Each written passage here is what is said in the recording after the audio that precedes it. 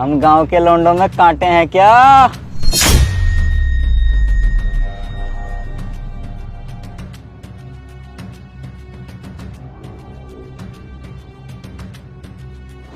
मैंने उन्हें कोई पनाह नहीं दी है, उन्हें रूम दिया है किराए पर। अरे बस कर, हमें सब पता। भला 10,000 रुपए कौन देगा उस सड़े हुए रूम के? कुछ ना कुछ तो चक्कर है, तभी तो।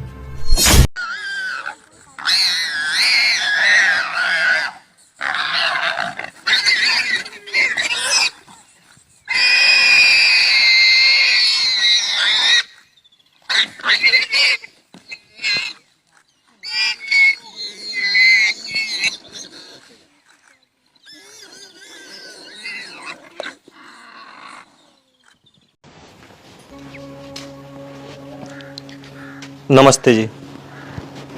नमस्ते भैया। जी, कमरा मिल जाएगा क्या किराए पर? कमरा? जी हाँ है, ये देख लो।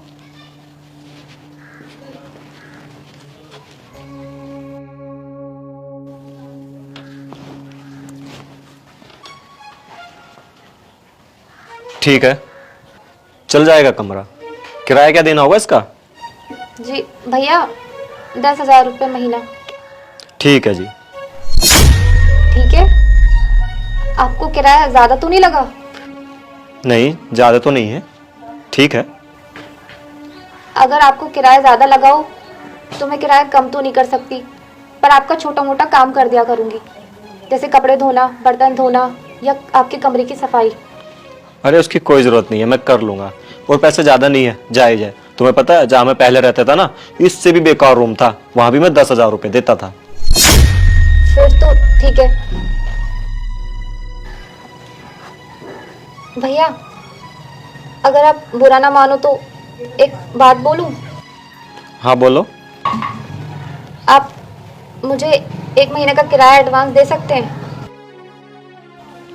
अर्जेंट है क्या? जी भैया, मुझे राशन लेके आना है, मेरे घर का राशन खत्म हो गया। ठीक।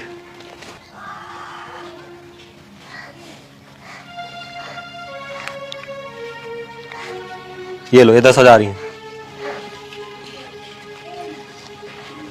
धन्यवाद भैया।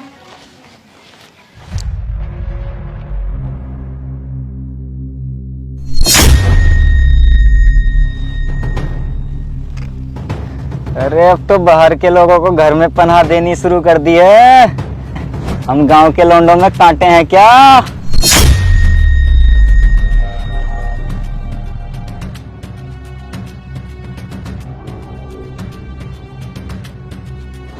मैंने उन्हें कोई पनाह नहीं दी है, उन्हें रूम दिया है किराए पर।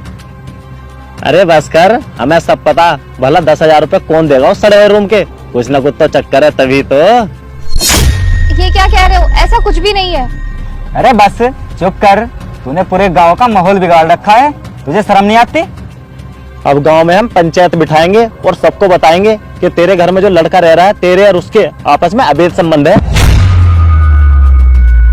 नहीं, ऐसा मत करो, ऐसा कुछ भी नहीं है। आप मुझ पर गलत इल्जाम लगा रहे हो।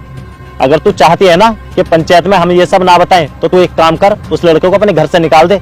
पता भी है गांव का माहौल खराब हो रहा है। जा।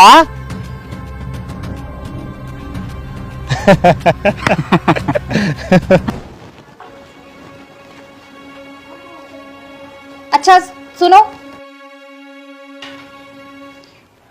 भैया, आप ये कमरा खाली कर दो। मैं और आपको ये कमरा दे नहीं सकती अब किराए पे। क्यों, क्या हुआ? ये क्या कह रही हो आप?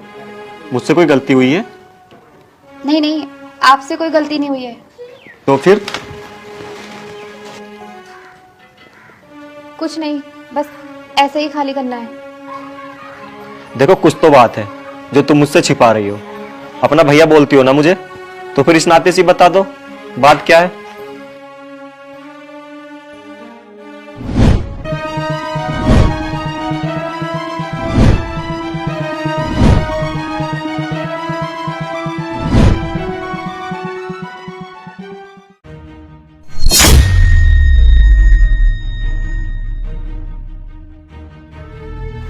अच्छा, तुम यहीं रुको, मैं भी आता हूँ।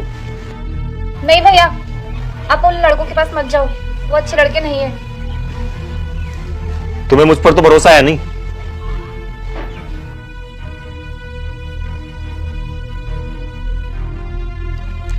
तुम्हें शर्म नहीं आती अपने गांव की ही मजबूर विधवा पर ऐसे इल्जाम लगाते हुए?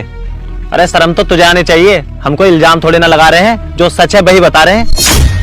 बकवास बंद करो, ऐसा कुछ नहीं है।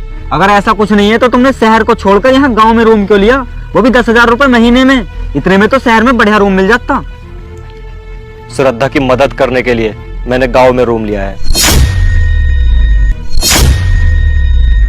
मदद? कैसी मदद?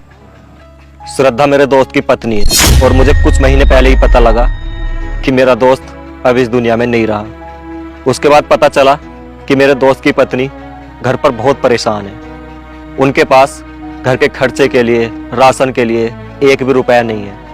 इसलिए मैंने उनके घर रूम लिया है ताकि मेरे थ्रू उनकी मदद हो सके। तो फिर तुमने उनसे बताया क्यों नहीं ये? अगर किसी की मदद करो ना तो ऐसे करो, एक हाथ से करो, दूसरों को पता भी नहीं चलना चाहिए। और उस बेचारे की जिंदगी तो अब वैसे ही बोझ है, तो मैं अपने एहसानों के बोझ डालकर उस पर और बोझ बढ़ाना नहीं चाहता हूँ। अब उनको ऐसा लगता है कि कमरे के पैसे मिल रहे हैं और घर का खर्चा चल रहा है, और मेरे आने से उनके घर की अब काफ़ी कंडीशन ठीक हो चुकी है।